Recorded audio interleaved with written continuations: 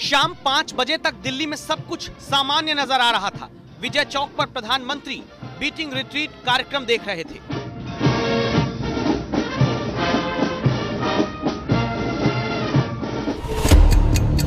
तभी शाम 5:05 पर प्रधानमंत्री जहां बैठे थे वहां से सिर्फ 1 किलोमीटर 800 मीटर की दूरी पर एक धमाका होता है।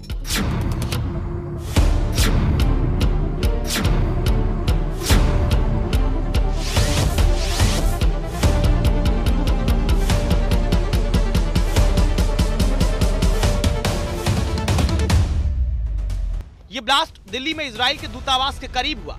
कितनी दूरी पर, इसे आपको एनिमेशन से दिखाते हैं। राजधानी के एपीजे अब्दुल कलाम रोड पर इजरायली एम्बेसी से 150 मीटर की दूरी पर यह धमाका शाम को हुआ, जिसके बाद तुरंत दिल्ली पुलिस स्पेशल सेल, आतंकी घटनाओं की जांच करने के लिए बनी देश की agency NIA, intelligence unit, forensic expert सभी पहुंच गए। यहाँ से आपको तस्वीरें साफ दिखाई देंगी। यहाँ से कॉर्डन ऑफ किया गया है, वहां पर यह धमाका हुआ। क्लोज करके जरा वो तस्वीर दिखाइए आप सत्या। वो जो कॉर्डन ऑफ किया है दिल्ली पुलिस ने, पीले कलर से आपको दिखाई दे रहा होगा, उस इलाके में वहां पर धमाका हुआ। स्नीफर डॉग की टीम, अगर आप दिखाएं सत्या, यहाँ पर स्नीफर डॉग की टीम्स को बुलाया गया है ताकि अगर कोई एक्सप्लोसिव हो तो उसको डिटेक्ट किया जा सके। धमाके की तीव्रता कम है, लेकिन ब्लास्ट की जगह और तारीख, समय बहुत बड़े। इस बात को ऐसे समझिए, जगह इसलिए बड़ी क्योंकि इजरायली एम्बेसी के पास जहां धमाका हुआ वहां से 1800 मीटर की दूरी पर देश के राष्ट्रपति और प्रधानमंत्री मौजूद थे। तारीख और समय इसलिए बहुत बड़े हैं क्योंकि जब धमाका हुआ तब ब्लास्ट की जगह से सिर्फ 5 मिनट की दूरी पर बीटिंग रिट्रीट कार्यक्रम चल रहा था।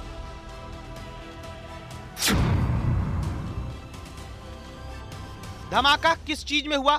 जवाब यह कि दिल्ली पुलिस के सूत्रों के मुताबिक झाड़ियों के पास आईईडी बम को रखा गया था। आईईडी यानी इम्प्रोवाइज्ड एक्सप्लोजिव डिवाइस। आईईडी में घातक और आग लगने वाले विस्फोटक रसायन का इस्तेमाल किया जाता है। सुरक्षा यहाँ पर रहती है और इसीलिए ये देखना होगा कि आखिर ये कार्रवाई को अंजाम अगर दिया गया तो कब और किस तरीके से दिया गया।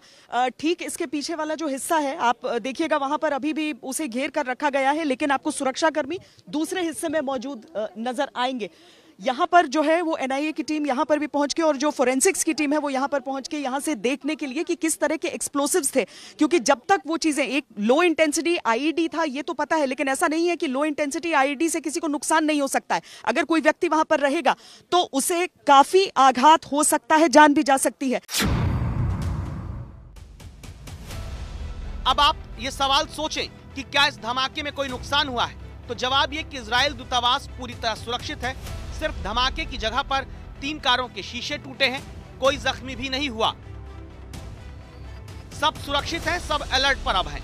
लेकिन इस सवाल का जवाब भी अब जानना जरूरी है कि 26 जनवरी पर देश की राजधानी में अलर्ट के बाद छोटा धमाका इजराइल दूतावास के पास आखिर कैसे कोई करके चला गया। यहां से इसके आगे यानी सीआरपीएफ के जो जवान लगे हैं उसके आगे, मैं मोहसिन से कहूंगी कि उस तरफ की तस्वीरें आप लोगों को दिखाएं ताकि उसे देखकर आप समझ सकें कि किस तरीके से गहन इस समय चिंतन चल रहा है और ये जांच बहुत महत्वपूर्ण हो जाती है।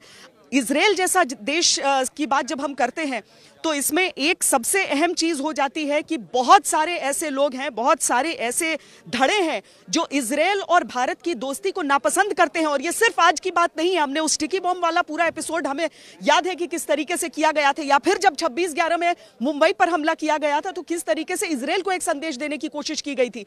इसीलिए सतर्कता हमेशा बहुत ज्यादा रहती है। दिल्ली में भी इजराइल की जो एम्बेसी है वो अपनी सुरक्षा को लेकर बहुत ज्यादा हमेशा तैयार रहती है।